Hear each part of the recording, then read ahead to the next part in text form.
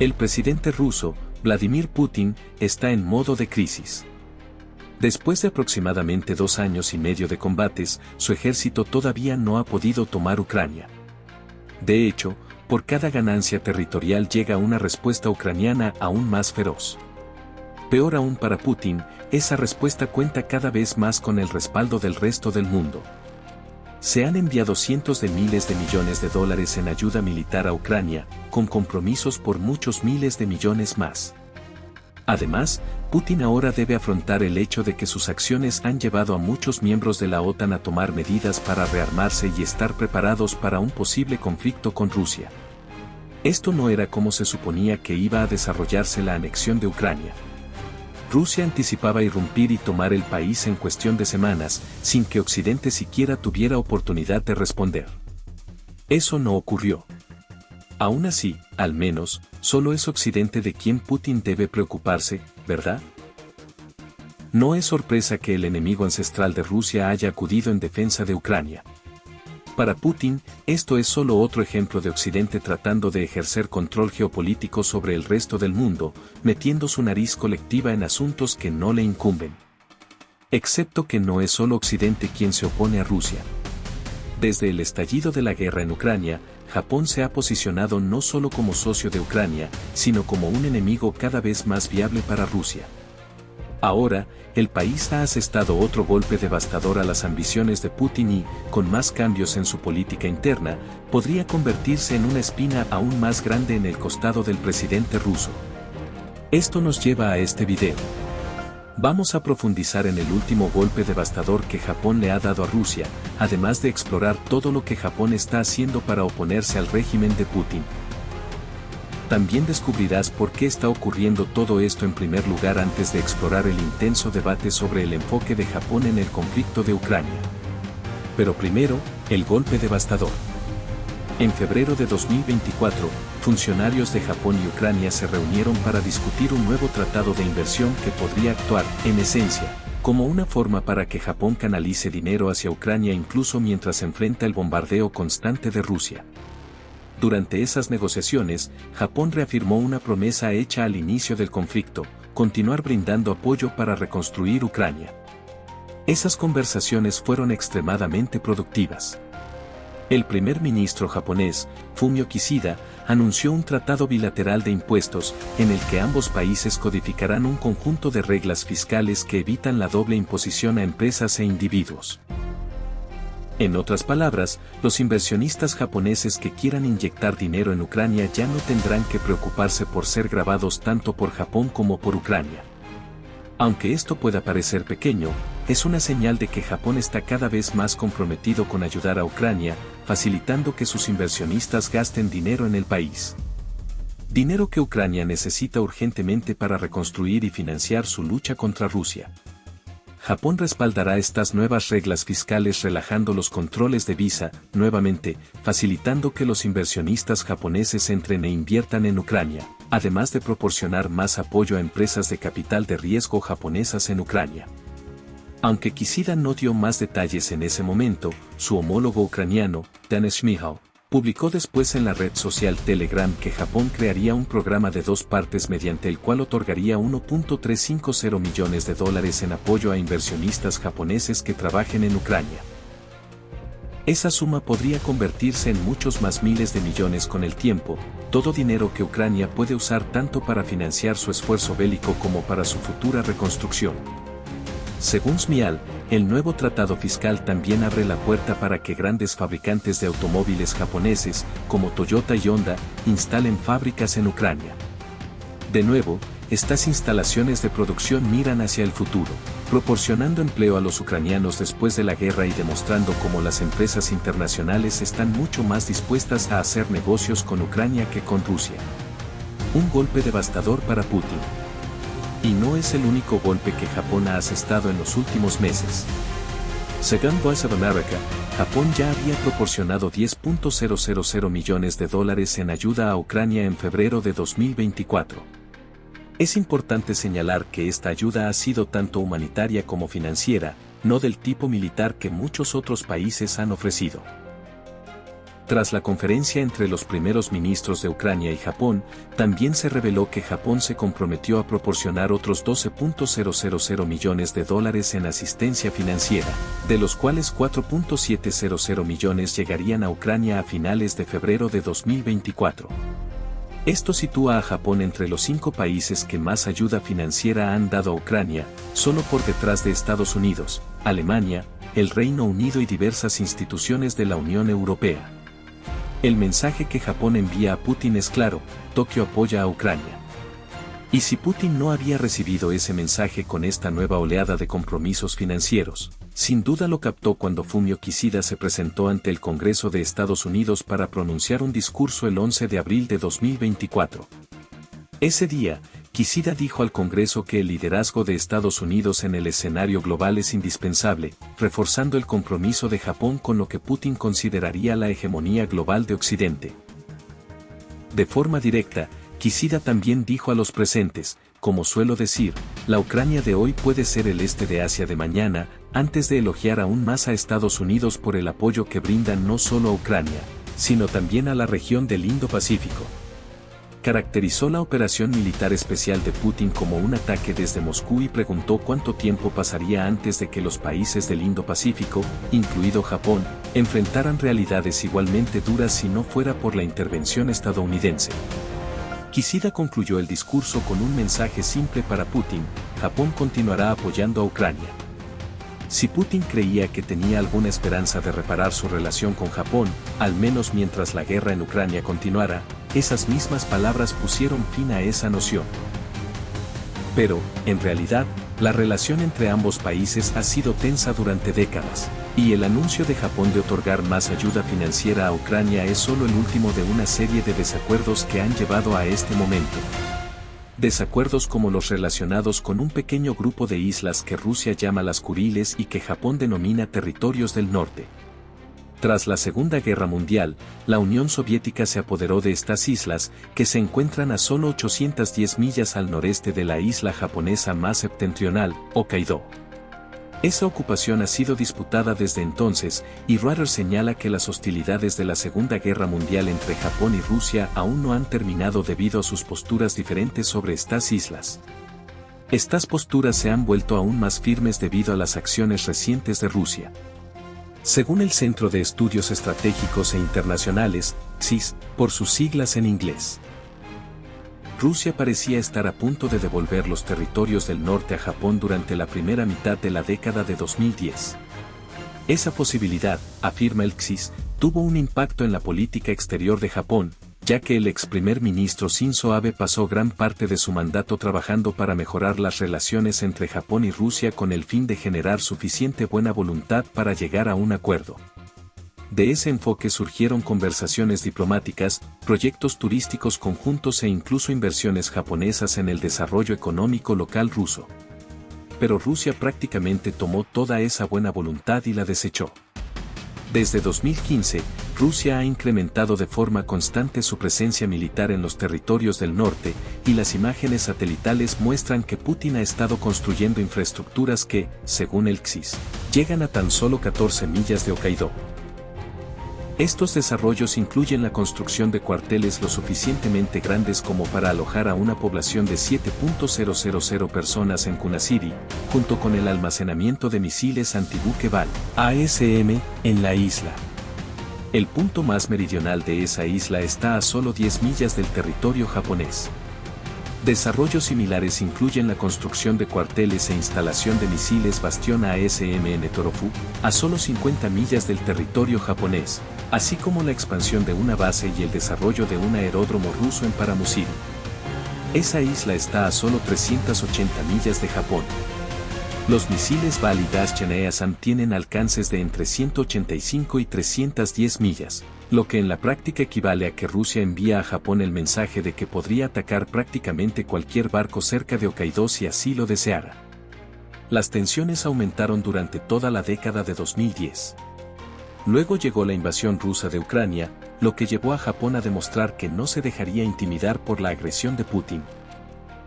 Incluso con una creciente amenaza rusa al norte, Japón ha brindado de forma constante ayuda financiera a Ucrania. Además, el país fue uno de los primeros en coordinarse con Estados Unidos y otros miembros del Grupo de los Siete, G7, un colectivo de las 7 potencias económicas más fuertes del mundo, para aplicar sanciones punitivas. Estas sanciones iniciales incluyeron congelación de activos, restricciones de acceso al sistema de pago SWIFT y limitaciones a la importación y exportación de diversos productos controlados. Con el tiempo, se añadieron más sanciones. En abril de 2022, Japón revocó el estatus de nación más favorecida a Rusia. Se implementaron más congelaciones de activos y prohibiciones de exportación, incluidas las de bienes de lujo procedentes de Rusia. Incluso en 2024, Japón continúa ampliando sus sanciones. En febrero de 2024, se unió al G7 para imponer un tope de precio al petróleo ruso, con más congelaciones de activos y prohibiciones de exportación en marzo, abril y junio. Japón también ha mostrado su apoyo a Ucrania de otras formas.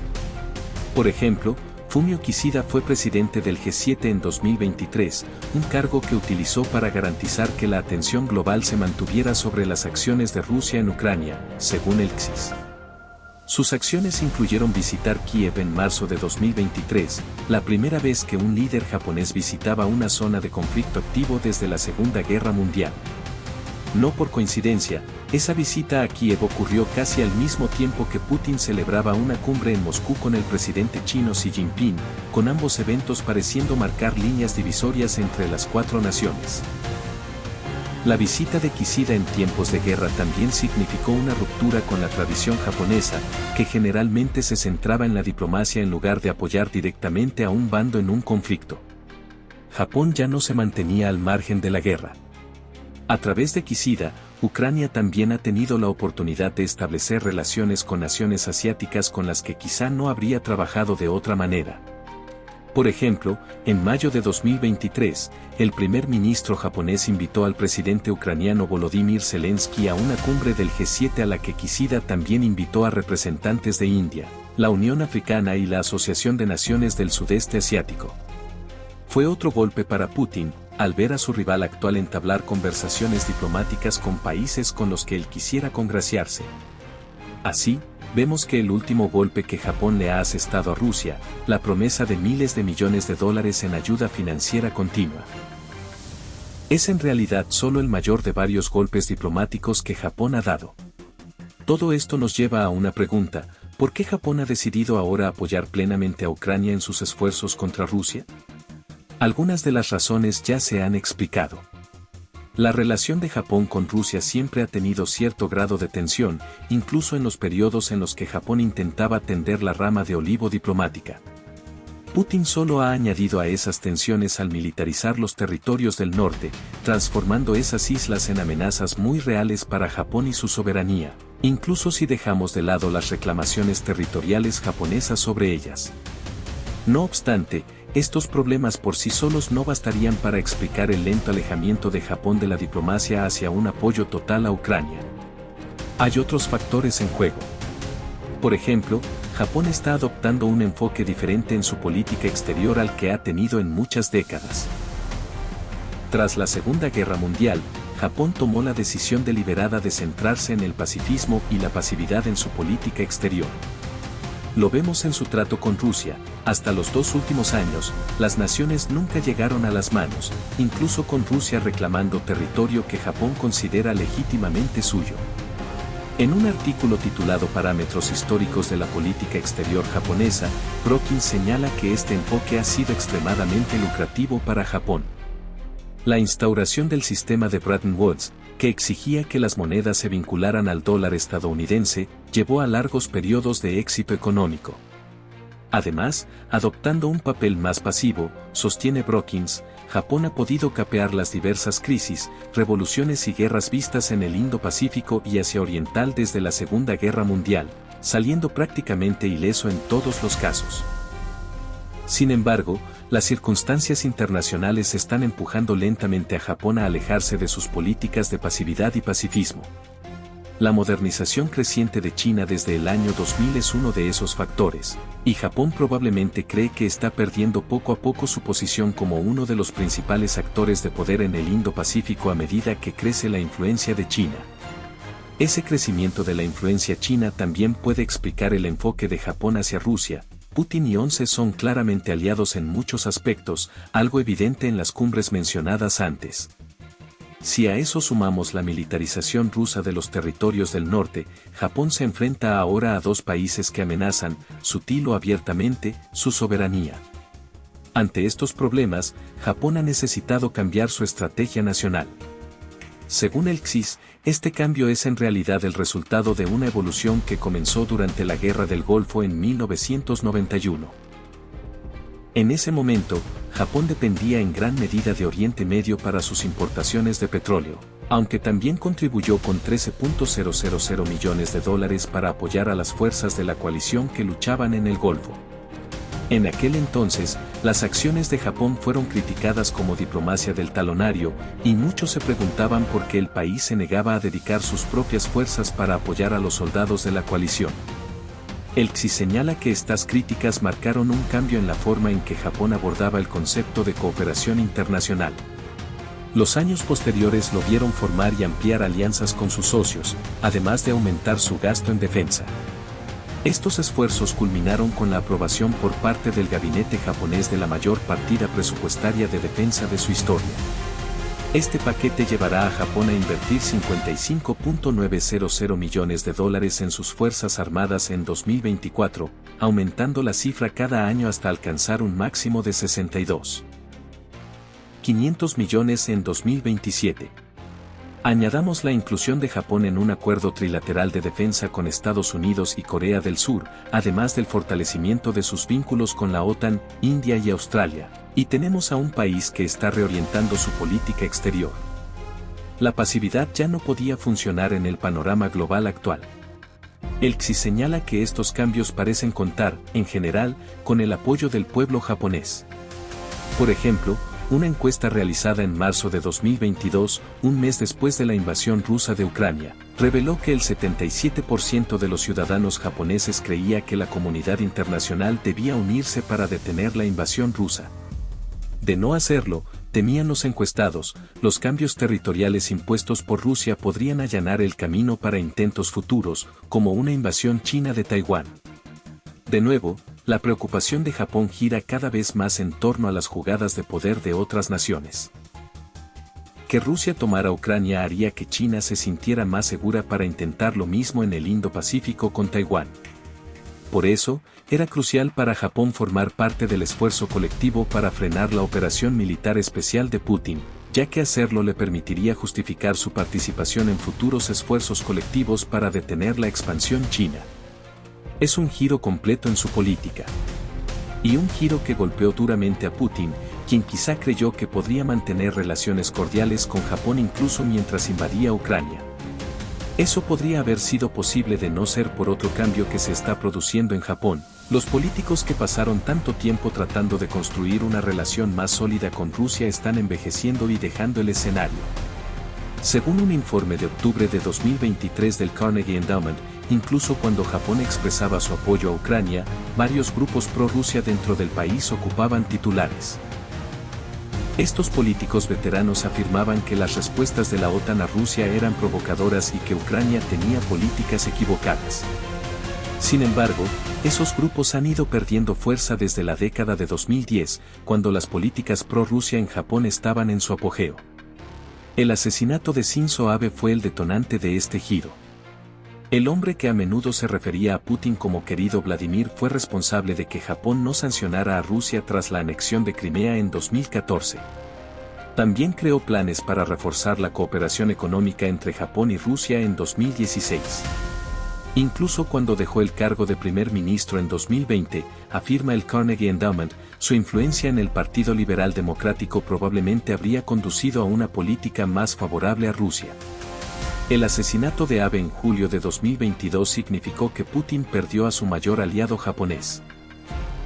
También ha visto como otros aliados, como los ex primeros ministros Yukio Toyama y Yoshiro Mori, han envejecido demasiado para tener una influencia real en la política japonesa.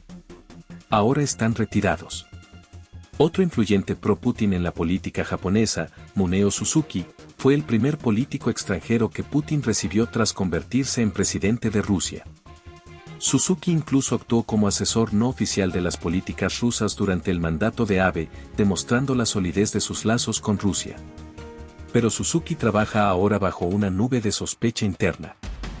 Su encarcelamiento por corrupción en la década de 2000 no ha ayudado, y todos sus intentos de visitar Rusia desde febrero de 2022 han sido bloqueados por su propio partido. Una nueva generación de políticos está surgiendo en Japón. Y con cada pérdida del viejo grupo, la influencia de Putin se ha debilitado hasta el punto de que le resulta casi imposible mantener una relación con Japón. Firmar un pacto de defensa mutuo con Corea del Norte en junio de 2024 fue, esencialmente, la manera en que Putin dio por terminada cualquier posibilidad de reconstruir esa relación.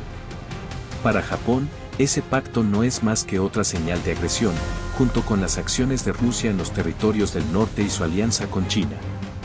Al fin y al cabo, Corea del Norte representa otra gran amenaza para Japón en el Indo-Pacífico, así como para sus aliados surcoreanos. Como destaca el Consejo de Relaciones Exteriores, aliarse con Rusia hace que Corea del Norte sea aún más peligrosa, reforzando las afirmaciones de Fumio Kishida de que la agresión rusa en Ucrania no puede verse como un problema solo de Europa. Todo esto nos devuelve a la decisión de Japón de enviar aún más ayuda financiera a Ucrania. Las reacciones de Putin a este golpe poderoso indican hasta qué punto se ha deteriorado la relación de Rusia con Japón. En junio de 2024, Kyodo News informó de que el presidente ruso dijo que las condiciones actuales entre ambos países no son propicias para volver a sentarse a negociar un tratado de paz para la era posterior a la Segunda Guerra Mundial. Japón probablemente estaría de acuerdo, aunque no por las mismas razones que expresa Putin. Según él, la culpa recae por completo en Japón y en su apoyo a Ucrania. Todo lo que se ha hecho, lo ha hecho Japón, afirmó Putin, aparentemente ignorante, probablemente de forma intencionada, del hecho de que las decisiones de Japón están motivadas por sus acciones y por su operación militar especial.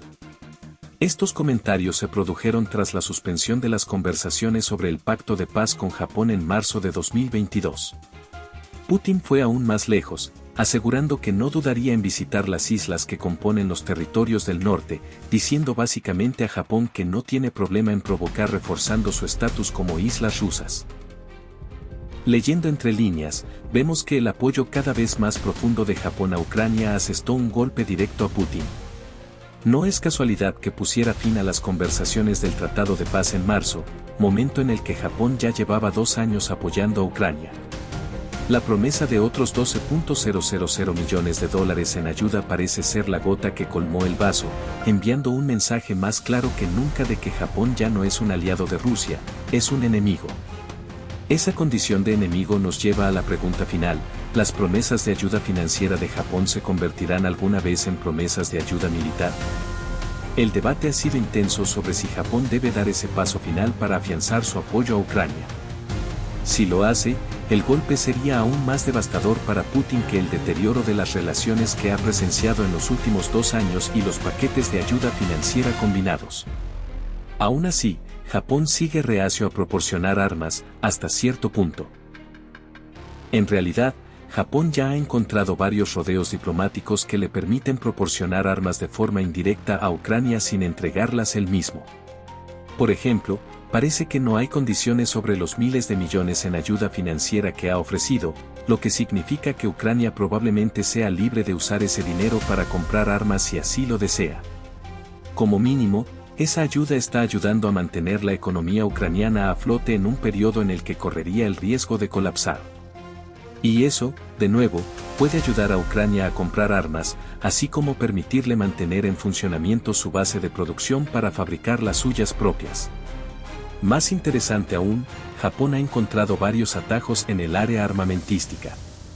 Por ejemplo, Nikkei informó en julio de 2024 que Japón había acordado vender $19 millones en misiles Patriot a Estados Unidos, supuestamente para ayudar a Estados Unidos a reponer sus existencias después de haber entregado cientos de estos misiles a Ucrania. No existen condiciones sobre cómo Estados Unidos utiliza estos sistemas una vez que llegan a Washington.